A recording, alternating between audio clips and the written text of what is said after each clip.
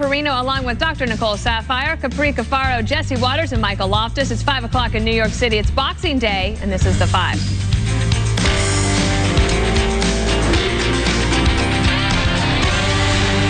President Trump unleashing on Nancy Pelosi over the stalled impeachment process, sending out a flurry of tweets calling the Speaker and House Democrats hypocrites and liars. The tweets just part of President Trump's attacks against the Speaker. All I know is my poll numbers are the highest they've ever been. Our fundraising in the Republican Party is the highest it's ever been. She hates the Republican Party. She hates all of the people that voted for me and the Republican Party. And she's desperate to do. Look, she got thrown out as Speaker once before. She lost like 63 seats, 61 or 63. Tremendous, a record-setting number of seats. I think it's going to happen again. Pelosi facing growing scrutiny over her strategy to withhold sending the articles of impeachment to the Senate. Karl Rove saying the Speaker is, quote, venturing into treacherous constitutional territory. I asked him about that earlier. Nancy Pelosi wants to usurp the constitutional role of the Senate. She is trying to, as the Speaker of the House, intrude into the process that under the Constitution is solely set aside for the United States Senate, namely to try the impeachment of a president. The longer this goes on, the more petty, the more partisan, and the more political this all looks, and the less people are going to have confidence in what the House did. Meanwhile, GOP Senator Lisa Murkowski getting a lot of attention from the media. It comes after saying she is, quote, disturbed by Senate Majority Leader Mitch McConnell's plan to coordinate with Trump on impeachment. Take a look. The first possible crack in Republican ranks over the Senate impeachment trial of President Trump. Senator Murkowski's remarks are the first sign so far of any dissent within the GOP. A high-profile Republican is not in line with Senate Majority Leader Mitch McConnell. She is distinguishing herself from her colleagues. She's critical of Senate Majority Mitch McConnell, pinpointing his past comments. Just the fact that she's saying she wants to be impartial and is concerned about Mitch McConnell's comments is sending shockwaves through the Republican establishment. Holding on to Murkowski like a life raft out there, Jesse. Yeah, I don't think she's going to do anything damaging to the Republican Party. She's an independent-minded person. She has to throw the media a bone to make herself look like she's considerate and independent. But at the end of the day, she's going to vote to acquit. If anything, it's going to be Joe Manchin, maybe even Kyrsten Sinema, and Doug Jones in Alabama. So at this end of this process, you could have the only bipartisan votes against impeachment in the House and the Senate. I think right now, Pelosi, as you said the other day, she wants the impeachment without the acquittal. But she's not going to get what she wants, because eventually this strategy is going to run out of road. The only thing she's enjoying right now is watching Trump complain. If I were the president, I would stop. I would declare victory. I would say Nancy looks weak. She looks scared and tired. And eventually, the articles will get kicked up and he'll get the acquittal he's looking for. I do like how he's attacking her as from a dirty district. I think it's effective because everybody can see the dirt in that district in San Francisco, and it just reinforces the image of her as a hypocritical politician that cares more about the party than the people of the country. What about Senator Schumer?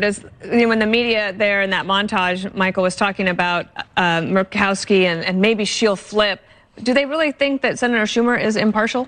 No, they know it. And this is all about the narrative. That's all this is. Pelosi, Nancy Pelosi, she knows that this has no chance. She's just being a Grinch and trying to ruin another Christmas. She knows that there's no way Trump's going to get impeached. She just wants to make sure everyone in America was possibly arguing over Christmas dinner. If anyone chokes, talk to Nancy Pelosi.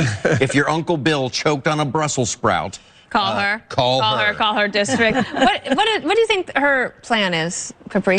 Well, Jesse alluded to this before. I mean, I've said this. I mean, I think that what she wants is, to appease and assuage her base by getting out articles of impeachment out of the House, showing that she did something, but then she doesn't want to run the risk of the acquittal in the Senate, because then Trump can sit there and say, look, I was vindicated. This was all political, et cetera, et cetera. There's no way to avoid it. You need need, you know, what is it, 3/5 to be able to, of the Senate to be able to actually get a conviction on impeachment. That's not going to happen. And I think that a lot of is being made about Lisa Murkowski and some of these other, Susan Collins, Mitt Romney. I mean, these are individuals that have consistently been critics on the Republican side in the Senate of a whole host of things, including on the Kavanaugh issue. Now, Murkowski did vote against Kavanaugh, but people like Susan Collins voted for. So I think, you know, just because they're, you know, in a bit of a kerfuffle right now doesn't mean anything at the end of the day. And a couple of them have races of their own that they have to deal with. Like Susan Collins. In states that they want, where they want to win. Oh, gosh, you made a good point. And I had a thought in my head for Nicole, and now I can't remember it. So let me give you the floor, Nicole, for whatever you want to say, and I'll think of what my great question was. I'm sure it was wonderful, Dana. So what Capri was essentially saying, one, I don't necessarily think Nancy Pelosi has a base that she's appealing to. I think she was against impeachment in the beginning, and now she's just trying to appease her far-left freshman Democrats. And I personally don't think she wanted to do this. She had to do it for political reasons. She's there. Even if Murkowski, Collins, and Romney, you know, they're not going to vote for impeachment. They're not going to get the 2/3 vote in the Senate. It's not going to happen. And Murkowski, yes, she may be critical of what McConnell is doing, but she votes 74% in line with Trump. Yeah. So yes, she said that she doesn't like what he's doing. It doesn't mean that's how she's going to vote. They're just, the media is running with this, and they're trying to make some rumbling in people having faith in the Republicans. And but I think that it's just crazy. Imagine the montage that we'll do when if she doesn't vote to impeach, how disappointed those people will be. One thing about this, Jesse, just from a strategic standpoint, is impeachment doesn't poll well for Nancy Pelosi, but things like health care, shoring up Social Security, and those types of things do. But she can't figure, if they're going to be in impeachment for the first quarter, and they also have Democratic primaries, there's no way that they can get back onto those other topics. Yeah, I think she has to get this done soon rather than later. You have the State of the Union coming up. You have primaries. You maybe want to tack on one more big win for her Congress domestically before they run for re-election in November. And then strategically, going back to her gamesmanship with Mitch, I think she's also trying to delay to just reinforce the idea that this is a rigged Senate trial. The longer and longer her and her media partners hammer Mitch and his Senate compatriots as biased and rigged and not doing this in a way that is fair, I think she just squeezes as much juice out of that as she can before she eventually sends the weak articles up. Well, I truly think the biggest political threat for these incumbent Republicans, specifically those that are more moderates, Murkowski, is not necessarily the Democrats, I think, in their own primary races. So they have to fall in line with what Republicans are wanting, and polling shows that they're not for impeachment. So they can't vote for impeachment because they'll lose in the primary. The only place where these handful of Republicans are relevant in this context is getting more witnesses and approving more witnesses, because I guess you only need a simple majority. So say, you know, Murkowski and Collins and Romney, actually, does that have any impact on the bigger picture if they say, yes, we want XYZ witnesses? Well, actually, that was the question I was going to put to Nicole. It was and so we'll give it to you as the last question. So this idea that if you just put it out there and you poll, say, do you think that there should be an investigation? Most people are like, sure. Do you think that it would be good to hear from more people and more witnesses? Most people are like, yeah, sure, without understanding all the other twists and turns of this. Maybe she is resting on this idea that there will be enough Republicans that say, yeah, look, let's have some more witnesses up here. Mulvaney, Bolton, we'll get them up here and have a conversation. I think America is split. A lot of Americans, I think, just want to get it done with. Just get it off the table. It's a joke. There's no Republicans on board now. It literally is just a bad joke on Americans. And then there's people like me who I want all the witnesses. I want to call Joey Biden. I want Hunter Biden to testify. I want to fly over half of Ukraine to get him to testify. I want Hillary. If we're going to do a show, let's do a show. And you know how to put a show on. Absolutely. There'll be musical numbers and you maybe like talk about this in Vegas when you have your big show. Absolutely. What, at the MGM Casino the week of New Year's? I would go to that. If I were in Vegas that week, I would definitely do that. Don't go anywhere. We have the 2020 Roundup next.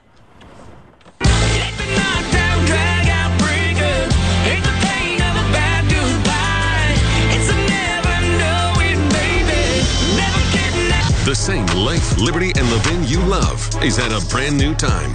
Don't miss the smart commentary at a brand new time. Now, Sundays at 8.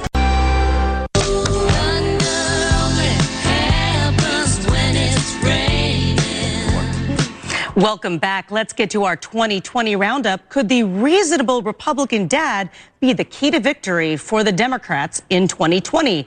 Supporters of Joe Biden are making the case that he can reach across the partisan divide. Well, look, here I am. I know that, I hear that he is a Republican dad, right? And so I understand one of my favorite Republican dads, John Kasich, who is the former governor of Ohio. He thinks this is Joe Biden, that he can reach across the aisle. So, Nicole, what do you think?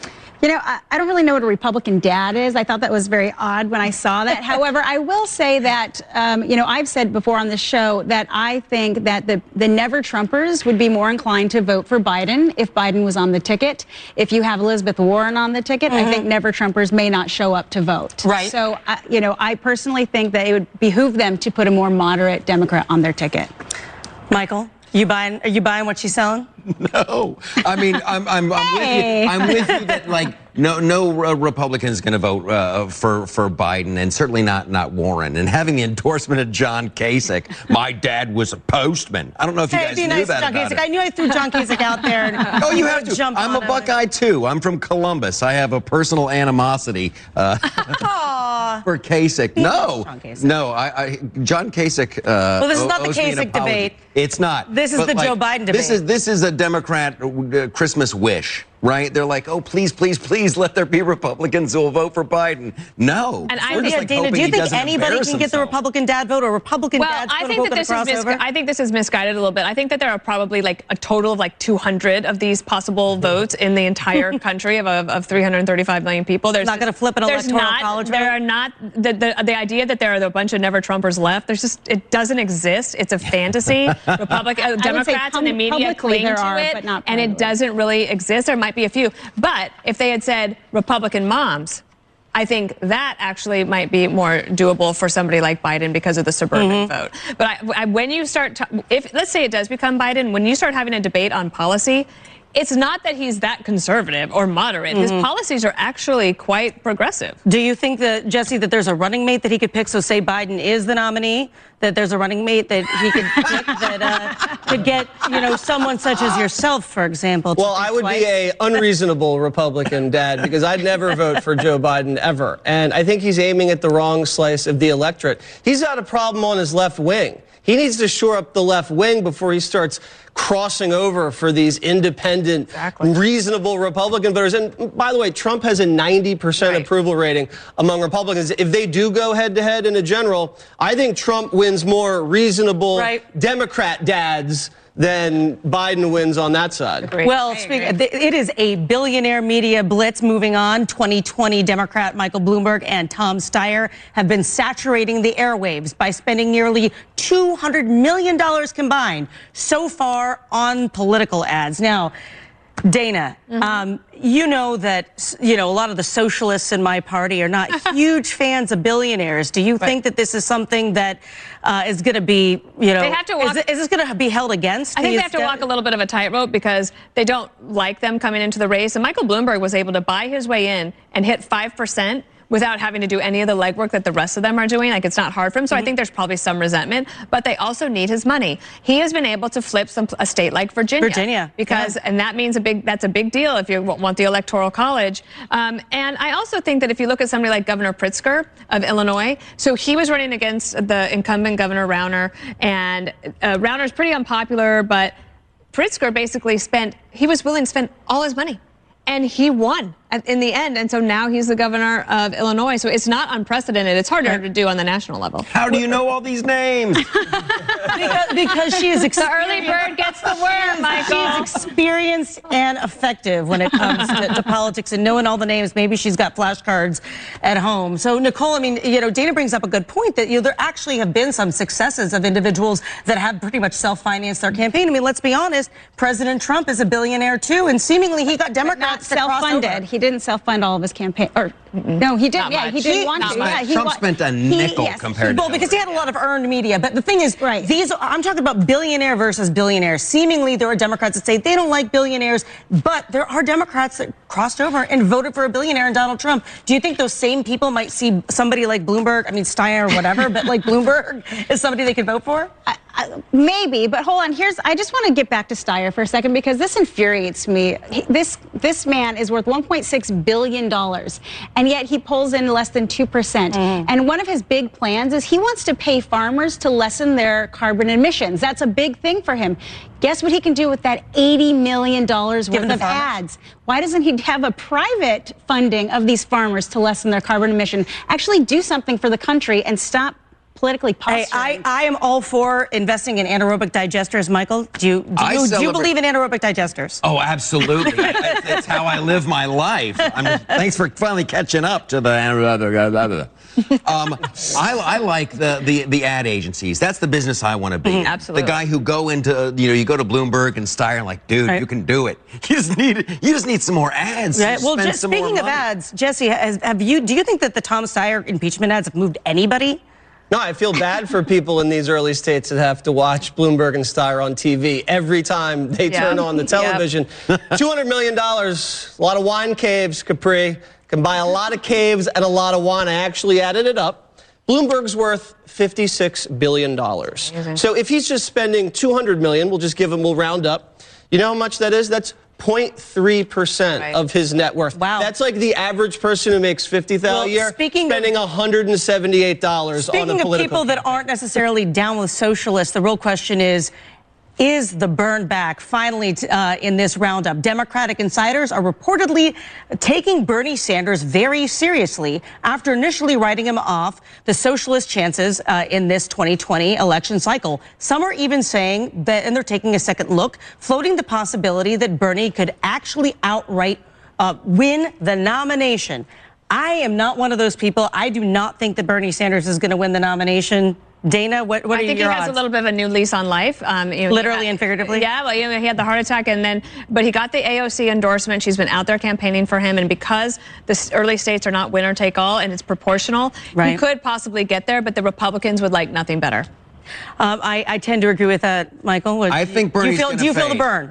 No, I don't feel the burn. I think Bernie's the only one in the field that's the least bit authentic. He genuinely believes the BS he's selling. Nicole? Well, I do feel the burn every time I listen to Bernie Sanders speak, but I think it might be indigestion. But that's a good one from the doctor. You know what? The thing is, he's not very vocal in the media, which is why people aren't attacking him as much, which is why I think he's polling better. I don't think he's going to be the nominee because that would be a Republican. Jesse, I want to give you the final word on this. His homeless population is growing, and it's driven by a spike in that state. The residents there beginning to notice California's population growth is at its slowest pace since 1900.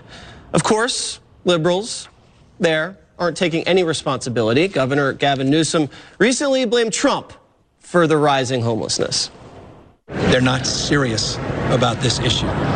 They're playing politics with it, expect nothing but division coming and emanating from the folks at HUD and the Trump administration. And if they want to surprise me, we will celebrate that, and they will be applauded and embraced. And I would love to be surprised. But President Trump's not backing down, firing a warning shot at the state over the surging crisis. Quote, Governor Gavin N. has done a really bad job on taking care of the homeless population in California. If he can't fix the problem, the federal government will get involved. All right, Michael, it's not a problem with regards to not enough homes. I mean, there's millions of illegals in California. They're not the ones on the streets. They have homes. Yeah, this is crazy. California, and this is because I'm living there. I live here and there. I'm very, very lucky. California is like that hot girl that you start to date and then you realize she's crazy. That is the state of California. Whenever anything bad happens, it's your fault. When anything good happens, they did it on their own. Mr. President, I'm telling you right now, let California go. It's not going to change unless the people have to let that GDP go too. Forget Silicon Valley, bye-bye. Hey, I'm ready to build a little mini wall between California and everywhere else. It's horrible. But Trump does care. I mean, he has talked about this issue. Most Republican presidents don't talk about it. and he's talked about it for the last 2 years at least. He obviously wants to do something about it. Well, and I hope that he actually, talks a little bit about a solution and provide us with some explicit details on a policy proposal to be executed by HUD. That's not to say that Gavin Newsom is doing a good job, because he's not. Is this all the federal government's Absolutely not. Actually, as a former state lawmaker, I would say that this is predominantly a municipal and state jurisdictional issue, and one where I think, yes, there's a partnership with the federal government, but we need to be solution-focused rather than being partisan about a group of people that, frankly, I think are mostly homeless because they have a severe mental illness and they need different kinds of services, not just needle exchanges or a roof over their head. Neither of those things are going to fix this in a systemic manner. Well, but the reason that we're having that issue is because the Democratic leadership there has liberalized drug movements, and they have done away with mandatory treatment for mental illness and drug addiction. And so you're allowed to freely inject on the street, defecate on the street, but you can't get a plastic straw or a water bottle anywhere. I mean, it's completely skewed what has gone on. And as a native from Arizona, let me tell you, people are leaving California. The domestic migration flux shows 2/3 leaving California and 2/3 coming into Arizona. And that's probably because the California income tax is over 9% and Arizona is 4%. And unfortunately, there's only so much money to go around. And so if you have this huge influx of people from California coming into Arizona, that's just going to drain the system in Arizona. So yes, they need to take a stronger stance. They can take a stand from what Arizona does, and that is robust law enforcement and mandatory treatment for mental illness and drug addiction. How do you think politically this plays for Gavin Newsom? I mean, he does have a big problem, and even Democrats there admit it's a big problem, but if he's now going toe-to-toe against President Trump and blaming Trump, does that deflect criticism his way? I think time will tell a little bit, but people are voting with their feet because they're leaving. And so I think that's one indictment. The other reason is people realize that the homelessness in America was going down for a decade. It only recently has started to go up, and almost the entire increase is because of California. And so I also don't know. I am for federal solutions when you have a moral obligation to help, but also because there's an economic concern here, right? California is like the 7th largest economy in the world, and it needs to do well for the rest of the country to do well. But I'm not sure what actual measures the president could take. If the local authorities are not willing to change the zoning laws to allow housing to be built, if they're going to tax people so much that they're going to lose their jobs, there's not a lot you can do from the federal level. If you want to send the National Guard in, but then what do you do? I mean, where do you send people? Threatened to withhold federal funding, but he's already done that with wildfires. All right, we're going to continue to cover that crisis out there. Canada cuts Donald Trump out of a Christmas classic movie, Home Alone 2. To find out what they're claiming happened next.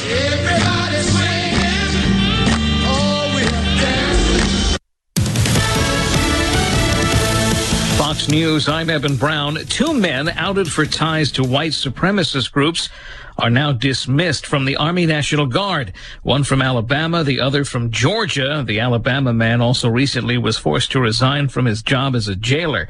Many in Japan spent the morning on edge after a false missile attack warning days after North Korea made ominous threats of a Christmas present for the United States. The U.S. military is not taking any chances. Reconnaissance aircraft like the Air Force RC-135 have been flying missions over the Korean Peninsula in recent days. Their job is to monitor for unusual military activity in North Korea and spy on their communications. So far, all is calm. Fox's Lucas Tomlinson at the Pentagon. President Trump earlier this week half-joked that he'd rather North Korean leader Kim Jong-un just send him a nice vase instead. America is listening to Fox News.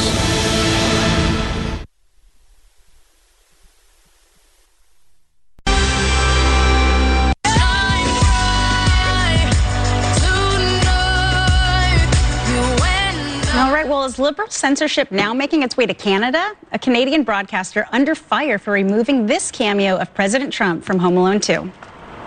Excuse me, where's the lobby? Down the hall and to the left. Thanks. Great part. The channel claims the movie was edited to allow for commercial time and was not political. However, the president just mentioned the movie while talking to troops on Christmas Eve. Well, I'm in Home Alone 2, and sort of a lot of people mention it every year, especially around Christmas. They say, I just saw you, especially young kids. They say, I just saw you on the movie. They don't see me on television as they do in the movie. But it's been a good movie, and I was a little bit younger, to put it mildly, and it was an honor to do it. And speaking of holidays movies, we all love those delightfully cheesy but endearing Hallmark Christmas movies, but the Grinches at Salon.com are trashing them as, quote, fascist propaganda. All right, Dana, we have to start with Home Alone 2. Love the movie. Love it. First, 2 better than 1? I love it all. I like 2 slightly better than 1, mostly because when I moved to New York, then I could see all of the different areas, and I realized, just how special it was. I love the movie. So, yes, this CBC is saying when they bought the rights to the movie, it had to be made for television, and so that part got cut. But it reminds me of, do you remember when all of a sudden President Trump's Twitter account went down, and he was the only one? Right. It was like, it always seems to go in one direction against President Trump. It sure does. I mean, the whole Wikipedia thing where they changed it on the Home Alone 2, saying that impeachment, blah, blah, blah. So liberal censorship versus content editing, I don't really know, but it does seem quite convenient. Jesse, Hallmark pulled an ad because the viewers said that they opposed the ad. They didn't like something about the ad. And then there was a writer for Salon.com that called Hallmark movies, holiday movies in general, just fascist propaganda. Now, here's the problem I have with this. Hallmark itself has historically been a channel based on religious shows. In the last several decades, it was all religious showings, and then it's gone down, down, down, down. Is it really fascist propaganda to have Christmas movies in the time of Christmas in a channel that has historically been religious? I mean, I don't care what Salon says. And a fascist propaganda, because it has family values, it's just a ridiculous attack. Back to Home Alone 2, probably one of the most underrated sequels ever. Kevin had better booby traps. Harry and what's his name, Marv, bigger roles. It did $175 million at the box office. It's on Disney Plus now. I just saw it with my twins. They love the Trump cameo. That was one of the most interesting parts of the movie. It was a liberal edit. If you want to edit for time, take out the crazy pigeon lady in Central Park. That was a waste of time. I hate the crazy I hated that woman. So when you look at what they did, it's rewriting history, because what Trump was in the early 90s, he was a tycoon that was admired and embraced by American culture, by Hollywood, by the entertainment industry. This was a family-friendly film, and liberals can't accept that, so they want to deny it, and it just makes them look petty. Well, and to be honest with you, the Prime Minister of Canada had blackface on around this time. It's like you were they weren't worried about that. They were embarrassed by Trump, but not a blackface Well, let me real quick to defend Canada for just a hot minute, because I love Canada and I do actually love the CBC. I've been on the CBC, et cetera, et cetera. But I would say this, to assume that Canada is super liberal and the CBC is by, sort of default, I think is wrong. If you take a look at Western Canada and the prairie places like Alberta, which is not a prairie state, but a province, and some of these other, Saskatchewan, et cetera, Manitoba, they're not necessarily liberal. So to blanketly say Canada is liberal is, I think, erroneous. Now, let me talk about Hallmark for a hot minute. Where I think that they're saying, about it being quote unquote fascist is not necessarily because of family values things, but more about the fact that, everyone somehow ends up marrying a prince. It's like he was the janitor, but secretly he's a prince. And so now, we're espousing certain values, but it's just fun, people. We don't need to make everything political. Well, the writer, Amanda McCrow, actually called it heteronormative whiteness. But what I found extremely interesting... okay, this proves my point. But what I find interesting is Hillary Clinton took out an hour-long ad on Hallmark in 2006 for her primary, and it was do this whole town hall. So is it just convenient at that time, Michael, or do you think that it's just now evolving? About a decade ago, it was okay to be heteronormative whiteness by Hillary Clinton on this channel. Here's what I know. The liberals will never give up. They'll never give up. And they'll always go, oh, create your own thing. If you want to do that, create your own thing. Well, here at Hallmark, where they've created a space where it's boy meets girl, boy loses girl, boy gets girl. It's really that simple. These movies have happy endings. They're just fun. There's no big twist. The bad guys don't win. And that's comforting and good. And hopefully there's... And that hurts the bottom line. You need NetSuite by Oracle, the cloud-based business management software that gives you the visibility and control you need to grow. With NetSuite, you save time, money, and unneeded headaches by managing sales, finance and accounting, orders, and HR instantly from your desktop or phone. That's why NetSuite is the world's #1 cloud business system. Companies that use NetSuite grow 3 times faster than the S&P 500. And right now, NetSuite is offering you valuable insights with a free guide, 7 key strategies to grow your profits at netsuite.com/Fox. That's netsuite.com/Fox to download your free guide, 7 key strategies to grow your profits. netsuite.com/Fox. Watch me bleed until I can't breathe. Shaking body onto my knees. Welcome back. It's time for the Fastest 7. First up, we hope you all had a very Merry Christmas, but I think we can all agree the most frustrating thing about the day is getting your stupid gifts open. The average person apparently spends about 30 minutes prying presents from boxes. Just like the plastic stuff that's together. It's completely insane. That adds up. The typical 19 minutes each week trying to open up a package. That's 43 days over the course of your lifetime. And it's dangerous because then if you try to take the scissors to try to get it done. I agree. I think we're a very innovative people. It's time for some sort of revolution on the box. Yes, revolutionary. What's the worst one to open? It's got to be the hard plastic, right? Can I tell you the one thing that bothers me the most is when you order something from Amazon and it's a box inside of a box. Yeah. Like at what point we have to break that down for recycling at some point. So the 19 minutes a day breaking open boxes, let's also account for breaking down boxes when you recycle. Yeah, I spend significantly longer. I have 3 boys at home. I spent more than 30 minutes opening boxes yesterday, but I would say the Legos, all the small little bags inside of said box. Oh, have you stepped on them yet? Oh, absolutely. Oh, that's a treat. That's a fine how do you do. Capri, what do you think about this package opening fiasco? I think it's a fiasco. That's a good word for it. I think that the stats are 1 in 6 adults end up breaking a scissor, and like I've cut myself. Yeah, and on the hard plastic. Like this is how I'm going out. I am one of those people, and I may or may not have impaled myself, trying to open up, these packages that are sealed. I actually did impale myself. If you notice this Band-Aid right here on my hand, I don't know if the camera can see it. That was from package rage, but it wasn't opening up a toy. It was opening up a bottle of champagne. So I cut the cork off, and then the cork was stuck in the middle of the thing. So I started stabbing at it, and I missed, and then I punctured my webbing in between my thumb and my finger. I'm actually going to have Dr. Sapphire look at it in the lucky her. That's very dangerous, opening champagne. How do you open your bottles of champagne? We have to move on. Sorry, we'll get to that. We'll get to that. Sorry. Because Lindsey Vonn, did Lindsey Vonn just kick off a new trend?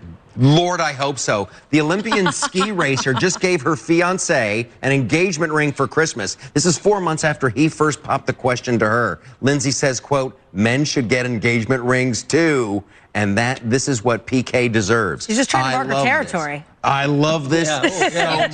That's a good That's all that is. Why? Listen, the whole reason the engagement ring started is because women had a dowry, they had lands, they had goods they were bringing into the marriage. So the engagement ring was a promise. It was like a down payment on like this great stuff you were going to get.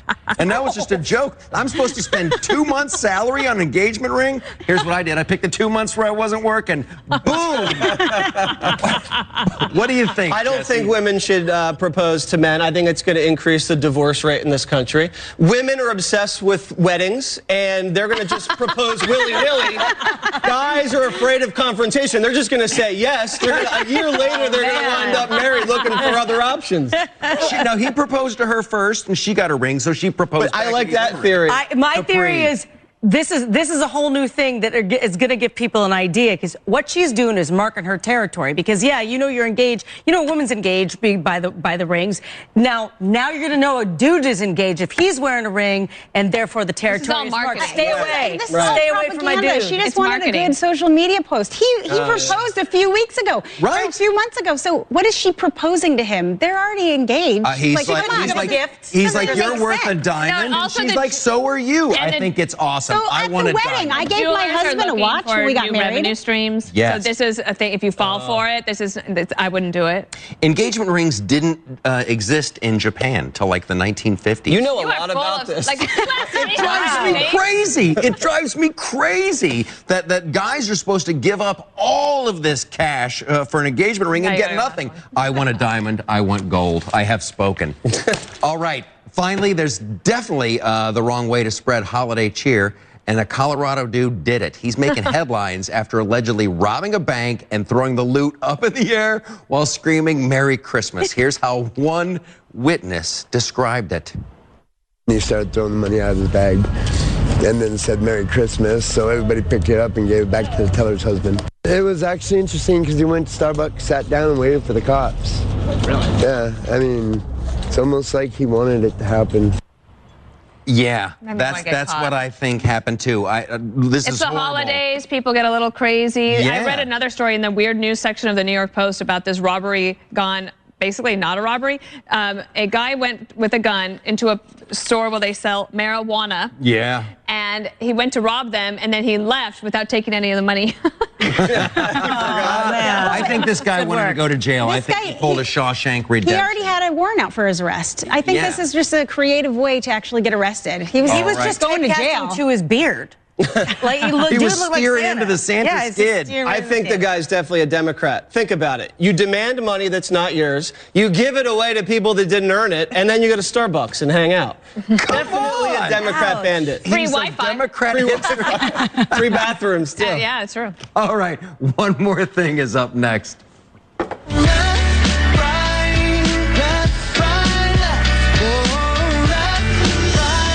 Streaming real news, real honest opinion, 24/7, 365. This is Fox News Radio.